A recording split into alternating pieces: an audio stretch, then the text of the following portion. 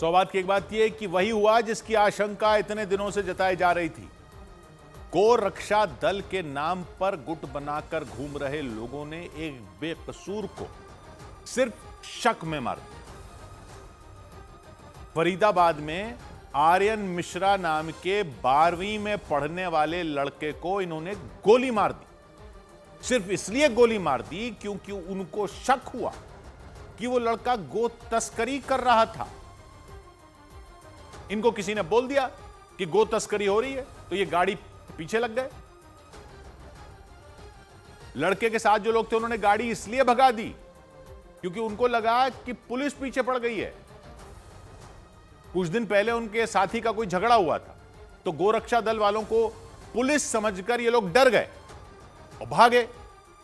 वो भागे तो गोरक्षा दल वालों को लगा ये तो गो तस्कर ही हैं, इसलिए भाग रहे हैं। वो उनके पीछे भागे और जाकर गोली मार दी। लड़के को गोली लग गई, लड़के की जान लग चली गई। कुछ देखा नहीं, कुछ चेक नहीं किया, बस गोली मार दी। आर्यन मिश्रा को गोली मार दी। नाम इसलिए जानना जरूरी है क्योंकि अगर किसी मुसलमान को मारा होता तो इन लोगों ने ऐसा माहौल बना रखा है कि तब तो उसको गो तस्कर मान ही लिया जाता। ये फंसे ही इसलिए हैं क्योंकि इन्होंने एक हिंदू लड़के को मार दिया, क्योंकि माहौल तो ऐसा ही बना रखा है। ऐसा ही बना रखा है ना इन लोगों ने माहौल कि गो तस्कर है तो हिंदू तो हो ही नहीं सकता, मुसलमान ही होगा। लेकिन ये गोली कैसे मार सकते हैं? ये होते कौन हैं गोरक्षा के नाम पर लोगों को गोली मारने वाले? ये पुलिस हैं, ये अदालत हैं, ये जल्लाद हैं, ये हैं कौन? गाय की रक्षा करने का बीड़ा उठाया अगर, तो जिसको चाहे उठाकर गोली मार देंगे। ये गाय की तस्करी का भी अगर आपको पता चला था तो आप कानून के हवाले करोगे ना। अगर किसी पर आरोप है तो आप थोड़ा ही तय करोगे कि कोई गो तस्करी कर रहा है या नहीं। और गोली चलाने का क्या मतलब है? कोई इनकाउंटर हो रहा था वहां, आत्मरक्षा में चलाई आपने गोली। उधर से गोली चल रही थी, आपने आत्मरक्षा में चलाई। आपने तो हत्या करने के लिए गोली चला दी ना। ऐसे कर रहे हैं गोरक्षा, बस आपको शक हुआ आप गोली मार दोगे। बंद कर दो, फिर थाने कचहरी सब बंद कर दो, यही लोग कर देंगे सड़क पर इंसाफ। फिर ये पुलिस से तो ऊपर ही चल रहे हैं।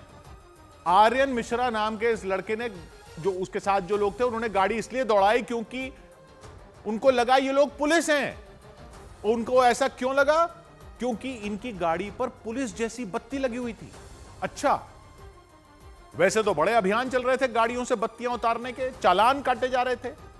ये सब गोरक्षा दल वालों को अलाउड है, उनके लिए कोई कानून वानून नहीं है। वो कहीं भी जाते फिरें, किसी को भी मारते फिरें।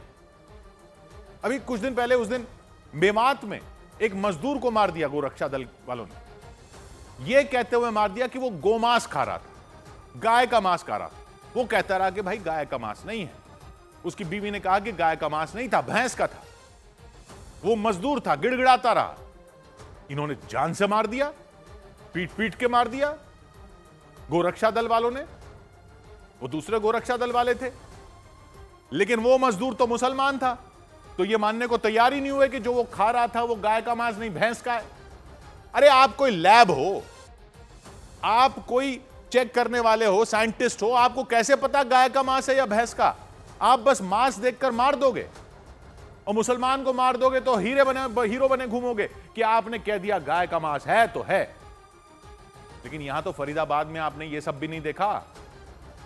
कौन सा मांस है इस सबको देखने की तो नौबत ही नहीं आई। मांस वांस तो कुछ दिखा ही नहीं, गाय की तस्करी का कोई निशान ही नहीं दिखा। फिर भी बस शक में आपने गोली मार दी। आर्यन मिश्रा नाम के 12वीं के छात्र को आपने गोली मार दी। अब वो लोग बताएं जो गोरक्षा के नाम पर आसमान सर पर उठाए रहते हैं कि ऐसे गौरक्षकों का क्या करना चाहिए। ये गौरक्षक नहीं, ये हत्यारे हैं। जाए ना गोरक्षा वाले इस लड़के के परिवार वालों के पास और सामना करें ना उनका। क्या जवाब देंगे ये उसके परिवार को? पुलिस का काम पुलिस का है, अदालत का काम अदालत का है। अगर ये बेसिक चीज फॉलो नहीं होगी तो यही होता रहेगा जो फरीदाबाद में हुआ है। 100 बात की एक बात।